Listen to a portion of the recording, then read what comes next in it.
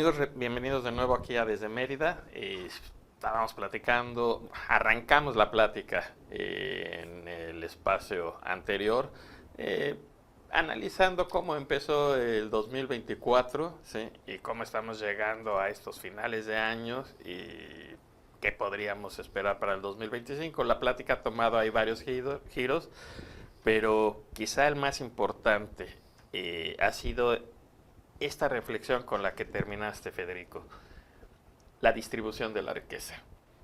O sea, cuando las monarquías de la Ilustración se enriquecieron, vino una reacción de la burguesía principalmente, que terminó en revoluciones y en hay que quitarle a la monarquía, ¿sí? y a las cortes que están cerca del rey, o sea, todos los que son nobles, hay que quitarle a la nobleza ese coto de poder en el que ellos se sienten herederos de Dios y como representantes de ellos en la tierra. Y decirles, no es cierto, lo que también tú comentabas, somos seres humanos y ustedes son tan seres humanos como nosotros y aquí hay que empezar ya a compartir el poder. Y yo creo que a partir de entonces se vinieron varias guerras que lograron redistribuir bastante la riqueza. Sin embargo, después de la Segunda Guerra Mundial, el crecimiento de la clase media en Estados Unidos, este modelo en varios países del mundo de querer ser como ellos y tener una clase media fuerte, poderosa, ¿sí? Y disfrutar del estilo de vida americano, se ve afectado porque no vino una correcta distribución de la riqueza. Y hay quien me platicaba que está en las herencias esta posibilidad de mantener ricas a ciertas familias. O sea, se genera un patrimonio, este patrimonio se hereda, ¿sí? A los hijos, o a veces ni siquiera a todos los hijos, a algunos de los hijos. Muchos pleitos hemos conocido, ¿no? De a ver quién de los herederos se queda realmente con el patrimonio, y eso te da un hándicap fuertísimo en la vida. Capital llama capital, o dinero llama dinero. Y efectivamente, si tú tienes dinero, tienes mucho más posibilidades de hacer nuevos negocios, porque además ya traes también un know-how de cómo hacer las cosas, heredado también de tu familia. No es cierto eso de que si tú naces y tienes muchas ganas y mucho esfuerzo, te va a ir bien. Sí, de todos los que le echaron todas las ganas, hicieron todo el esfuerzo, etcétera, a algunos les va bien, pero la gran mayoría se mantiene de una manera similar a como nació en su cuna. Sí, sí hemos notado, han existido también ciertas mejorías sociales, pero en grandes números se mantiene el gran problema de una distribución de la riqueza completamente inequitativa. Totalmente. Podríamos por ahí retomar el Bueno, tema y... Mira, lo que puedo ver es lo siguiente. En los dos vehículos, digamos, de ascenso social o de trascender tus condiciones, sobre todo si estuviste en un entorno de desventaja. El primero de ellos se llama educación. Y el segundo, que está muy asociado a educación, es al tema de valores. ¿Y por qué? Porque los valores tienen que ver, por ejemplo, con una actitud hacia los demás, una actitud al trabajo, y el hecho de que tú como sociedad no puedas proveer a tu sociedad y sobre todo a quienes están en condiciones de desventaja de una educación de calidad, pues los estás condenando a la pobreza y al atraso. Difícilmente van a progresar. Pero tienes otro elemento que no puedes tú soslayar, y es cuando tú vives en un país donde la impunidad es una de las vertientes fundamentales de la vida social. Y la impunidad tienes dos salidas, la venalidad, la corrupción, o sea, aquellos que ven mejorado sus condiciones precisamente por su relación con el poder público, y por otro lado, el tema del crimen organizado. Entonces, sí hay una transformación que subyace. Mira, pongo un ejemplo claro, que a lo mejor me lo entenderá parte del auditorio. Tú en Mérida de repente ves vehículos de alta gama, que son vehículos de 5 o 6 millones de pesos. Y culturalmente los hombres de dinero de aquí son gente austera, no son ricos de Mérida. ¿Quiénes son esos que traen en esos vehículos que entras tú en un estacionamiento y no es el único vehículo, sino tienes 6, 7 de colección, y te vas a dar cuenta que hay dos orígenes? No digo que todos, sería injusto de mi parte, pero lo que a mí me ha tocado ver, o son contratistas del Tren Maya o de las obras del gobierno federal, o la otra, están asociados al crimen organizado. Y esto, ¿por qué lo digo? Porque cuando tú en términos de valores asocias el éxito a la riqueza, va a ser inevitable que tengas estos niveles de descomposición, donde la mayor parte de la población pues no va a ser rica, pero sí va a aspirar a ser rica, pero además a través de coartadas, o bien la corrupción, o bien la vía criminal. Y esta es una descomposición que traemos como sociedad, y no te digo como la sociedad mexicana, digo como sociedad prácticamente en todos lados. Entonces, el tema de la distribución de la riqueza debe partir necesariamente repensando el modelo educativo y el modelo también de lo que son los flujos de información y de socialización de la información. A ver, de alguna manera, Andrés Manuel, siendo presidente, varias veces criticó a grupos sociales identificados con FIFI, de justamente estar buscando, ¿sí?, la riqueza, ¿no? Y que lo que estaban generando son una serie de valores en toda la sociedad que eran aspiracionistas, es la palabra que así él utilizó. Sí, y decía, hay que romper ese aspiracionismo. Creo que en parte tiene razón, porque viene siendo un poco esto, o sea, yo quiero ser como el otro, y el otro se ve muy feliz, se ve muy contento porque tiene, porque es importante, ¿sí?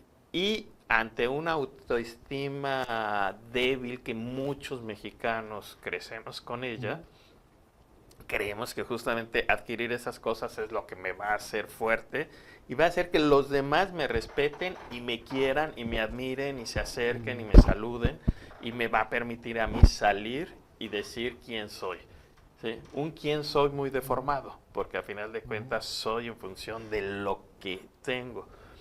Por otro lado, también decir que todo lo que aspiras se vuelve aspiracionista en este estilo, pues nos lleva a no superarte.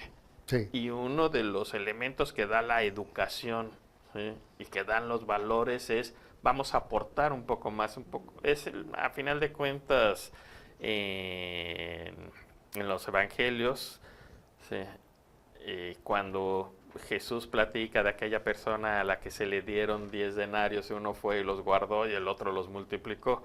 Al que los guardó le dijo, ¿por qué te di 10 y me regresas 10? Porque tenía miedo de perderlos, sé que usted es muy enojón. Y yo dije, mejor los guardo y aquí están sus 10. Sí. Y el otro dijo, recibí 10, ya fui, los moví y le traigo 100. Sí. Y Jesús justamente agarra y dice al que nada más los guardó, eso es mediocre, fuera. Al otro, bienvenido, vamos por más, ¿no?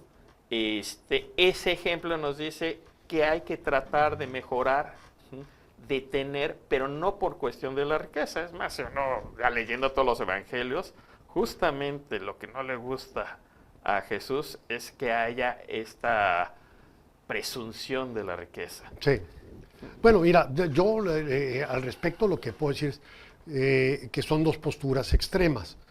aquel que hace de la acumulación de riqueza su objetivo y eso es el éxito en sí mismo y no hay más tarea que esa.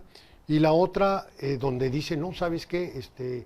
La pobreza es virtud y en la medida en que yo viva en una situación conformista de pobreza y que haya un Estado que me provea de los recursos monetarios básicos para vivir en pobreza con un mínimo de dignidad, ese es el ideal. Creo que en esos dos extremos creo que hay muchos otros asegúnes, ¿no?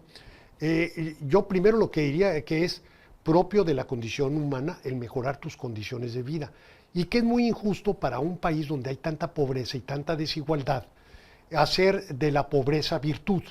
Yo creo que la pobreza tiene que superarse a como dé lugar.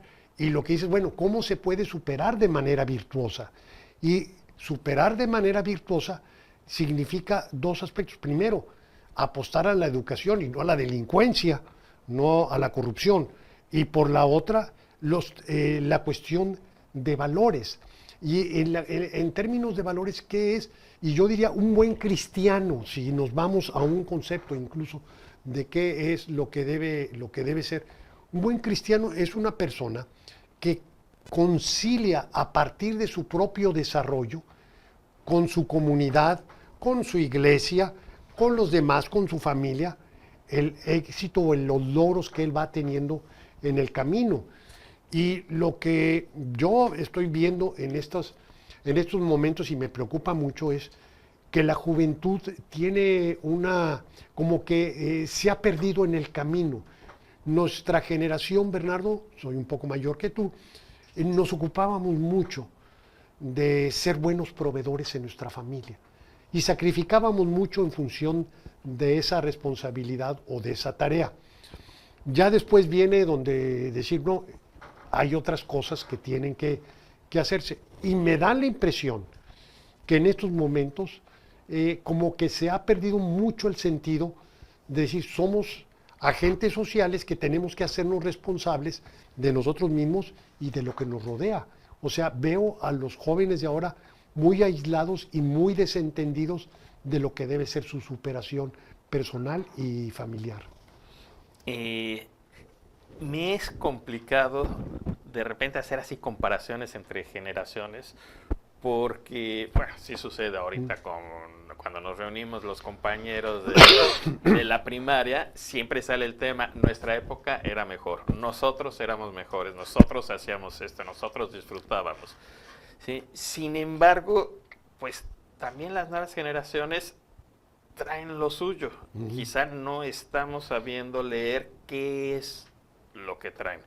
¿Sí?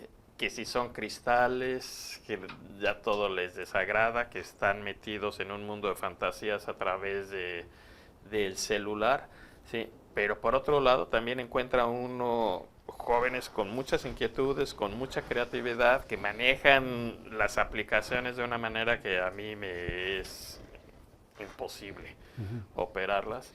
Es más, hasta hoy en día he visto autos que traen unos tableros con 80,000 botones. Sí, ni se me ocurre ponerme a pensar para qué sirve cada cosita, ¿no? O sea, cuáles son los hashtags, creo que les dicen. ¿Sí? Y cómo me podría ayudar para hacer más fácil o más cómodo el viaje. No, pues a mí como que extraño de repente el bochito con sus 4 velocidades. Con el clutch. Sí. Y bueno, vamos para adelante. Bueno, es que realmente hemos vivido una revolución en tecnológica que afecta nuestra cotidianidad. El móvil, el teléfono, que no es un teléfono, es una computadora o una supercomputadora que difícilmente lo utilizamos para hablar, sí para comunicarnos y para informarnos, pero no necesariamente para hablar. Y esto ha cambiado, alterado nuestra forma, nuestra visión de las cosas. Más grave todavía, es una computadora que ya se convirtió en nuestro compañero. Sí, nuestro compañero íntimo. Yo decía hace algunos años, pues, cuando fuimos jóvenes siempre se nos dijo que había que cuidar las partes íntimas. Hoy en día lo íntimo es el celular. O sea, nadie quiere que le agarren su celular y lo observen y lo vean. Sí, y dentro de ese celular hay muchas de aquellas cosas que antes eran íntimas, Sí. guardadas, que van y vienen por la red. Entonces, eso creo que ya cambió completamente aquel mundo en el que crecimos. Pero si me permites, me están indicando que se nos termina ahorita el tiempo de este segundo tercio. Vamos al tercero y final. Y me gustaría regresar con un tema que platicaste con respecto de las ideologías.